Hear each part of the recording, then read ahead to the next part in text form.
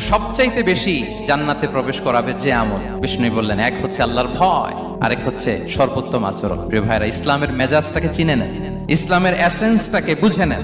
আমরা ভালো আচরণকে গুরুত্ব দিতে চাই না।